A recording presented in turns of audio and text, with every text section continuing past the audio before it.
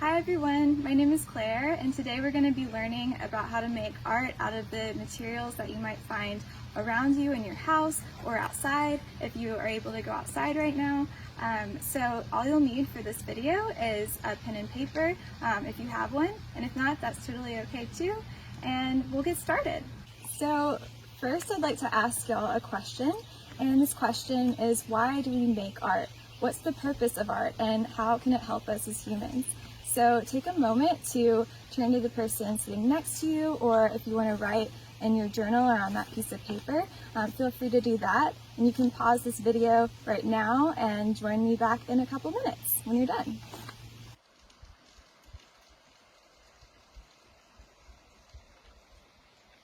So you might have written down some of these examples that I'm going to go over, or talked about some of them with your partner.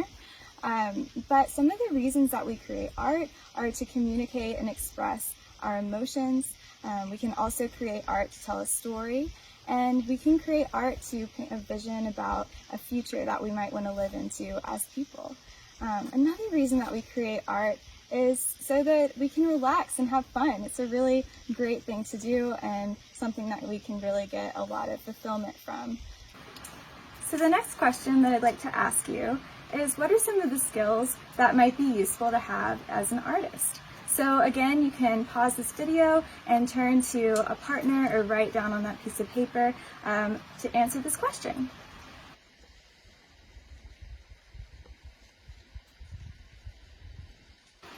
So the only thing that you need to do to be an artist is to be creating things.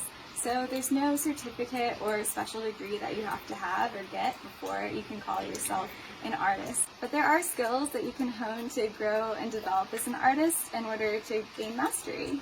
And some of those skills that we're going to talk about today, and you might have written some of these down or discussed them with your partner, the first one is technical skills. And this kind of can cover a lot of different things. So whether it's in painting or music or dancing, just really learning to use the tools and the methods that are available to you in that craft is going to enhance your ability to create great work in that medium that you're working with. So the next skill that we're going to talk about is creativity and imagination. So creativity is really, I like to think of it like a muscle. So it's something that you practice regularly and it'll get stronger. So kind of like when people go to the gym and they work out to grow their muscles and get their muscles to be stronger, if you have a regular practice of being creative, whether it's something small, like maybe I like to write a poem each morning, just a short poem, or whatever it is that you like to do, just having that consistent practice each day will really help you strengthen that connection to your creativity, and that's something that we all carry within each of us. So imagination is also linked to creativity, and it's the ability to think outside the box and form new connections. So the next skill that you might have talked about or written about is that of observation and the art of paying really close attention to things. So to demonstrate this, we're going to do a short mindfulness activity. So just find some space where you can sit down comfortably. Just settling in here, looking around the room or whatever space that you're in.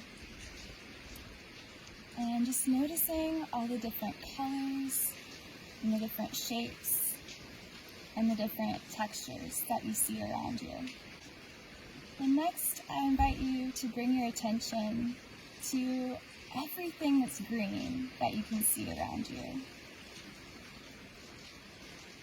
This might be different depending on whether you're outside or inside, but just bringing that awareness to anything or everything that is green.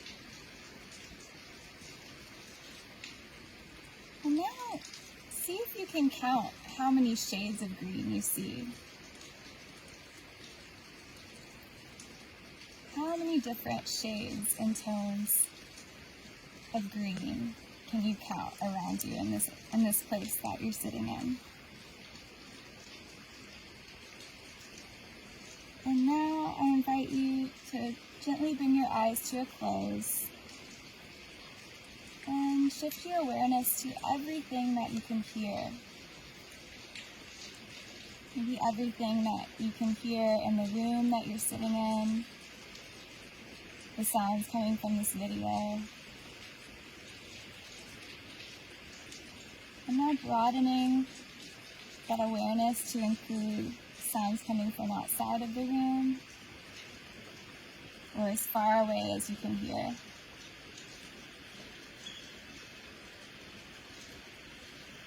And next, shifting your attention to the breath. Just feeling your breath flowing in and out of your chest or your belly.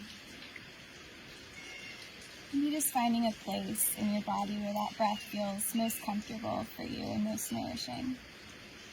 So when you really slow down and start to pay close attention to things, and really paying attention to all the information that's coming in through your senses and in your environment, and even within you, you might start to notice some things that you didn't see before, or perhaps that other people don't often see.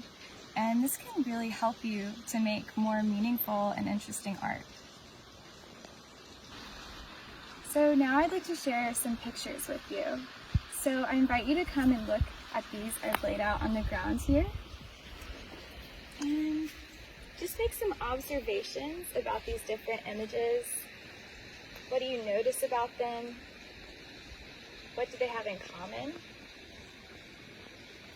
And once you've taken a moment to take a look at these pictures here, you can pause this video again and turn to the person sitting next to you or write down your different observations that you've made.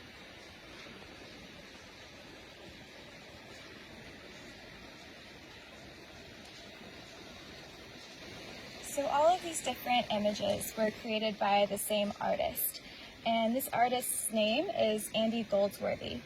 And what he does is he goes out into nature and into these natural places, and he creates these art pieces and artworks out of using the materials that he finds in that place that he's in.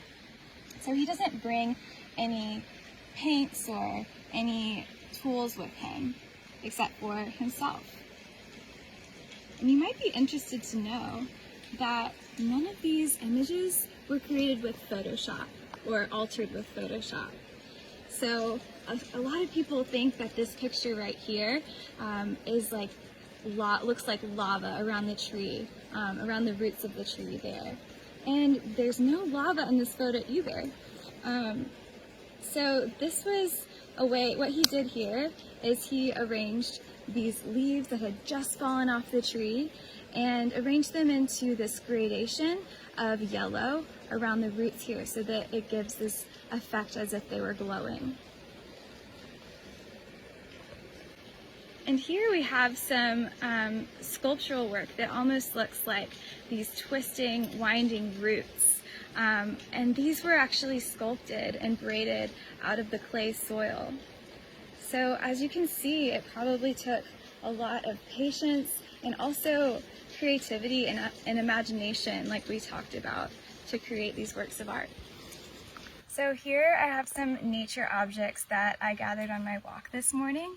And so when I was going on my walk, I just really was looking around the forest for what was standing out to me, what my eye gravitated to, and really just noticing the different colors and shapes and textures that I was seeing around me. And so I got some different shaped pine cones here and of different sizes. Over here we've got some small little tiny ones, and those are from the hemlock tree, which is a really special tree that we have here at Camp McDowell.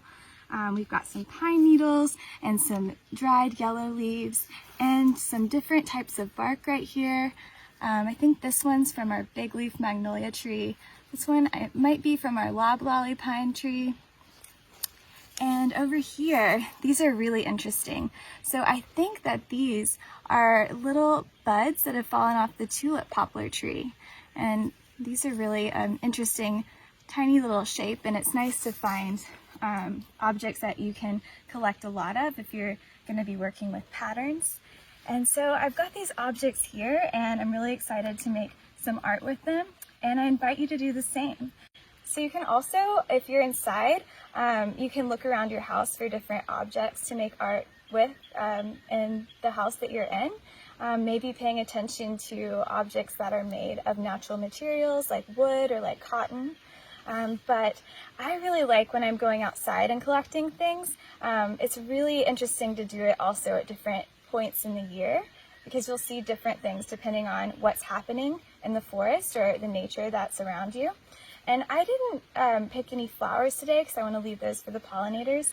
And it's kind of fun too to see if you can challenge yourself even more to just pick up things that are already on the ground. And sometimes if I want to pick something that I really want to use for an art project or something, something that I like to do is just to ask that plant permission to take some.